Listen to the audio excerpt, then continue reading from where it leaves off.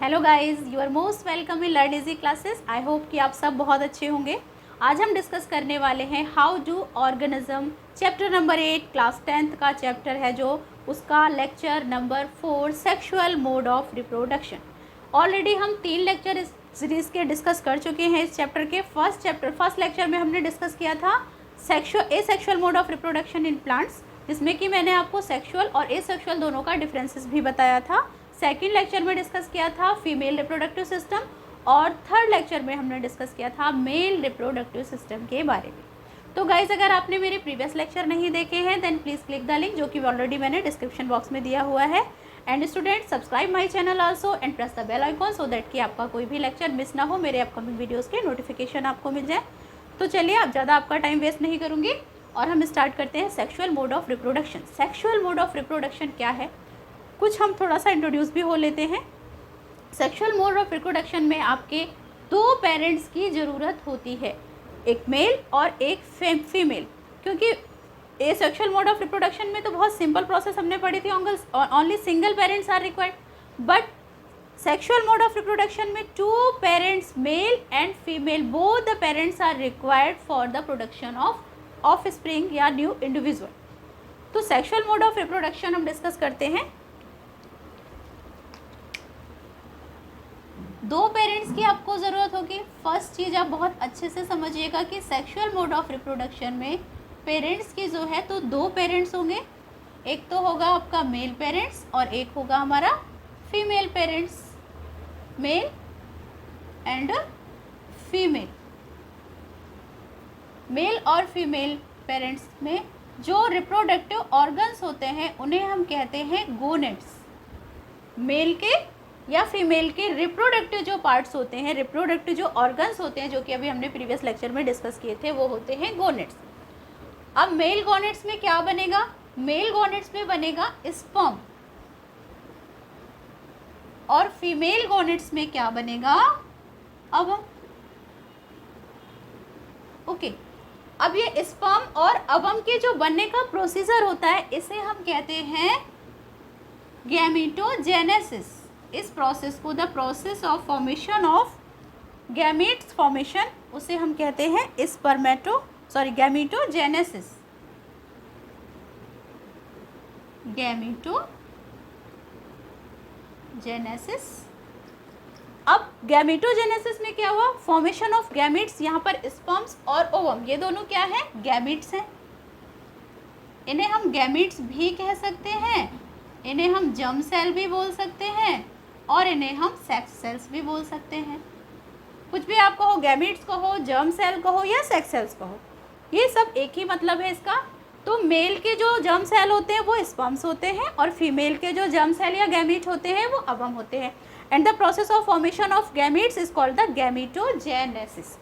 अब स्पर्म्स के बनने की जो प्रोसेस, ये तो कॉमन प्रोसेस हो गई गैमीटोजेनेसिस कि गैमीट्स का फॉर्मेशन होना गैमीटोजेनेसिस होता है। ओके गाइस, तो क्लियर हो गया बच्चों कि गैमीटोजेनेसिस में क्या होता है कि फॉर्मेशन ऑफ गैमीट्स होता है। अब मेल में जो गैमीट्स बनने की प्रोसेस होती है इसे हम कहते हैं स्पर्मेटोजेनेसिस, क्योंकि मेल में जो गैमीट्स बनेंगे उसे हम कहेंगे स्पर्मेटोजेनेसिस।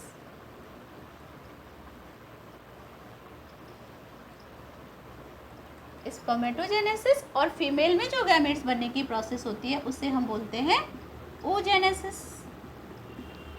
अब यहाँ पर देखो, जब पेरेंट्स में, गोनेट्स में जब क्रोमोसोम्स होते हैं तो क्रोमोसोम्स डिप्लॉयड होते हैं। मेल में मैं आपको ह्यूमन बींग्स की, चूँकि हम स्टडी कर रहे हैं सेक्सुअल रिप्रोडक्शन, तो ह्यूमन बींग्स में जो टोटल क्रोमोसोम्स होते हैं वो 46 क्रोमोसोम्स होते हैं जो कि पेयर में होते हैं।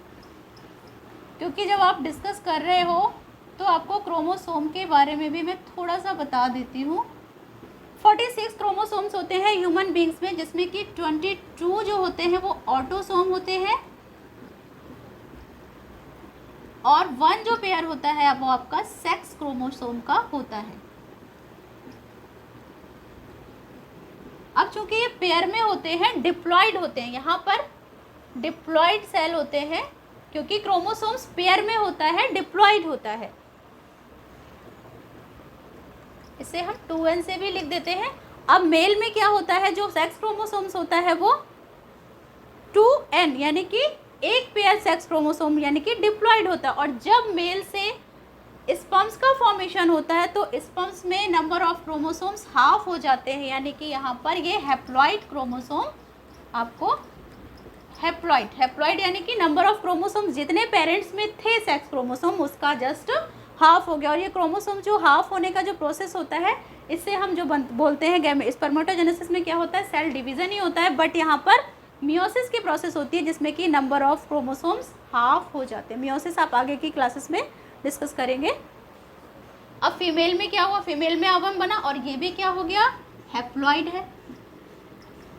हैप्लॉइड है यानी कि नंबर ऑफ क्रोमोसोम्स हाफ हो रहे हैं। यहाँ पर ये चीज़ याद रखिएगा, मैंने 1 लिखा हुआ है बट ये 1 पेयर है क्योंकि क्रोमोसोम्स हमेशा पेयर में होते हैं। 22 ऑटोसोम्स जो होते हैं जो बॉडी के अदर कैरेक्टर्स के लिए रिस्पॉन्सिबल होते हैं, ऑटोसोम्स हम उन्हें बोलते हैं। और जो सेक्स क्रोमोसोम्स होते हैं ये डिसाइड करते हैं आपके सेक्सुअल रिप्रोडक्शन में हेल्प करते हैं और ये हैप्लॉइड हो जाते हैं जब आपकी गैमेटोजेनेसिस की प्रोसेस होती है। तो यहाँ पर oogenesis में ओवम में कितने क्रोमोसोम्स हाफ हो गए, n आया, और यहाँ पर स्पर्म में भी हाफ हो गए। अब ये गैमेट्स और जर्म सेल जब इनका फ्यूज़न होगा, अब इजैकुलेशन के थ्रू मेल में जब स्पर्म्स रिलीज हो रहे थे सीमन के थ्रू, स्पर्म्स आपको मेल रिप्रोडक्टिव पार्ट मैंने जब पढ़ाया था तो टेस्टिस में स्पर्म्स का फॉर्मेशन होता है और एपिडिडाइमस में स्पर्म्स स्टोर हो जाते हैं और वास डिफरेंस के थ्रू जो स्पर्म्स होते हैं वो यूरेथ्रा के थ्रू बॉडी से इजैकुलेट हो जाते हैं। तो इजैकुलेशन में क्या होता है, सीमन आपका इंक्लूड हो गया था क्योंकि जो सेमिनल वेसल और प्रोस्टेट ग्लैंड से और न्यूट्रिशन था वो भी उसमें फ्लूइड भी इंक्लूड हो गया था। तो स्पर्म्स प्लस जो फ्लूइड था वो मिलाकर क्या हम बोलते थे उसको, सीमेन। तो जो बॉडी से इजैकुलेट होता है मेल की बॉडी से वो सीमेन होता है और सीमन में स्पर्म्स कंटेन होते हैं। और जब वो स्पर्म्स फीमेल की बॉडी में इंट्रोड्यूस हो जाते हैं तो वो जो प्रोसेस होती है उसे हम बोलते हैं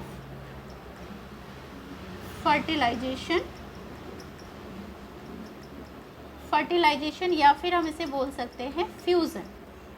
और जो इंट्रोड्यूस होने की प्रोसेस होती है उसे हम सिंपली कहते हैं mating. During mating sperms transfer हो जाते हैं फीमेल के वेजाइना में, और फीमेल के वेजाइना में कहाँ पर ये फर्टिलाइजेशन की प्रोसेस या फ्यूजन की प्रोसेस होती है, फैलोपियन ट्यूब में।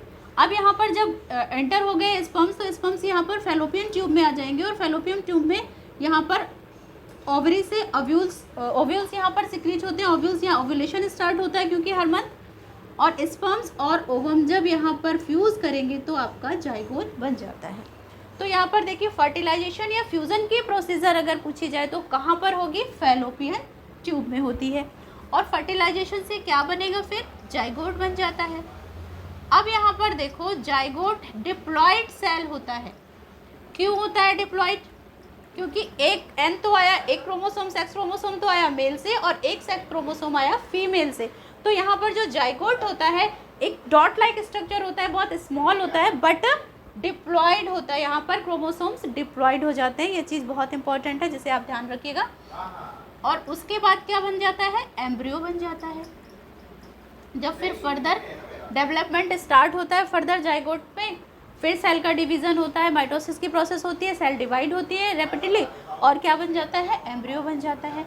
और एम्ब्रियो से फाइनली क्या बन जाता है, फोइटस बन जाता है। और फोइटस एक पर्टिकुलर जो टाइम होता है उसके बाद क्या कहते हैं, फोइटस आपका एक बेबी में डेवलप हो जाता है।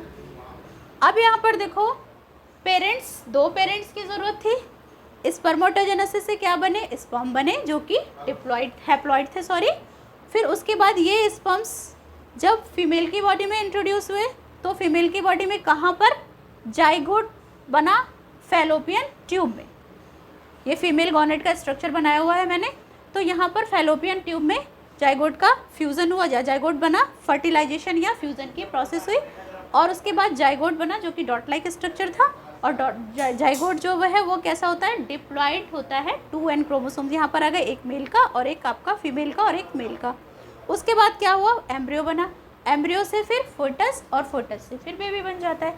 अब यहाँ पर देखो ये जो जाइगोट बना है, ये जाइगोट जैसे ही यहाँ पर फ्यूज़न की प्रोसेस होती है यूट्रस की जो इनर लेयर होती है ये थिकेंड हो जाती है और सॉफ्ट हो जाती है। और जो थिकेंड और सॉफ्ट ये लेयर होती है इसे हम कॉर्पस ल्यूटियम भी बोलते हैं। क्योंकि ये थिकेंड लेयर इसलिए बन जाती है क्योंकि यूट्रस, अब जब यहाँ पर जाइगोट बन गया तो यहाँ पर बेबी को सपोर्ट करने के लिए और न्यूट्रिशन देने के लिए ये लेयर आपको कार्पस ल्यूटियम की लेयर सपोर्ट करती है। और एक डिस्क लाइक स्ट्रक्चर भी यहाँ पर डेवलप, टिश्यू बन जाता है, स्ट्रक्चर डिस्क लाइक भी बोल सकते हो, टिश्यू बोल सकते हो। प्लेसेंटल लेयर बन जाती है इनर वॉल में प्लेसेंटा इसके यूट्रस की। This is the placenta. यहाँ पर प्लेसेंटा यहाँ पर डेवलप हो जाता है जब कि फ्यूज़न या यहाँ पर फर्टिलाइजेशन की प्रोसेस हो जाती है, तो यहाँ पर ये प्लेसेंटा बन जाता है। एक तो बनी ये इनर लेयर जो थिक हो गई कॉर्पस ल्यूटियम, और दूसरा यहाँ पर ये डेवलप हो गया प्लेसेंटा। प्लेसेंटा से ही ये बेबी फोइटस जो होता है मदर के जो होता है, ये फोइटस जो होता है ये अम्बिलिकल कॉर्ड के थ्रू, ये एक अम्बिलिकल कॉर्ड है जिसके थ्रू ये प्लेसेंटा से कनेक्ट रहता है, और मदर के थ्रू ये न्यूट्रिशन जो उसको प्रोवाइड होता है, ऑक्सीजन की रिक्वायरमेंट होती है फोइटस को, तो वो कहाँ से मिलती है, मदर के थ्रू मिलती है। लेकिन जो प्लेसेंटा के थ्रू ही ये मदर से कांटेक्ट में रहता है, तो ये अम्बिलिकल कॉर्ड के थ्रू कनेक्ट हो गया प्लेसेंटा से, और प्लेसेंटा से क्या न्यूट्रिशन और ऑक्सीजन भी प्रोवाइड कराता है। बट अगर यहाँ पर जाइगोट ना बने, सपोज ओवुलेशन हर मंथ होता है, आपको पता है कि ओवुलेशन मैंने अभी आपको प्रीवियस लेक्चर में भी समझाया था, आगे के लेक्चर में मैं और भी आपको डिटेल में समझा दूंगी मेंस्ट्रुएशन साइकिल के बारे में। क्योंकि अगर ओवुलेशन ना हो, ओवुलेशन नहीं होगा, अगर यहाँ पर ओवुलेशन होगा और यहाँ पर फर्टिलाइजेशन ना हो, फ्यूज़न ना हो, तो ये जो लेयर यहाँ पर डेवलप हुई है कॉर्पस ल्यूटियम की, ये रैप्चर हो जाएगी। आगे जब मैं आपको मेंस्ट्रुएशन साइकिल डिस्कस करूँगी तो मैं उसके बारे में आपको डिटेल से बता दूँगी। तो आई होप कि अब आपको यहाँ पर स्पर्मोजेनेसिस से लेकर oogenesis यानी कि स्पर्म फॉर्मेशन से लेकर अवम फॉर्मेशन से लेकर फिर आपकी फर्टिलाइजेशन की प्रोसेस हुई, जाइगोट बना, एम्ब्रियो, और किस तरीके से यहाँ पर फोइटस बन जाता है, और फोइटस किस तरीके से डेवलप होता है, कैसे उसको न्यूट्रिशन मिलेगा, ऑक्सीजन मिलेगी मदर के यहाँ पर यूट्रस में। तो इस तरीके से आपको सेक्सुअल रिप्रोडक्शन समझ आया कि बेबी का फॉर्मेशन कैसे होता है ह्यूमन बींग्स में। आई होप कि आपको ये सारे प्रोसेस क्लियर हो गए होंगे, और मैं इस चैप्टर की जब लास्ट सीरीज़ होगी उसमें आपको कुछ इंपॉर्टेंट कॉन्सेप्ट भी मैं आपको डिफाइन करके एक नोट्स के फॉर्म में भी दे दूंगी, सो दैट कि आपको डेफिनेशंस भी उसकी 1 बाय 1 क्लियर हो जाए। बाकी प्रोसीजर समझना बहुत ज़रूरी है, कॉन्सेप्ट समझना ज़रूरी है, क्योंकि प्रोसीजर नहीं समझ आएगा तो डेफिनेशन का रट्टा लगाने से कुछ भी नहीं होने वाला। सो आई होप कि गाइज आपको सेक्शुअल रिप्रोडक्शन क्लियर हो गया होगा ह्यूमन बींग्स में, और नेक्स्ट टॉपिक में मैं डिस्कस करूँगी आपसे sexual reproduction in plants. So guys till then bye bye.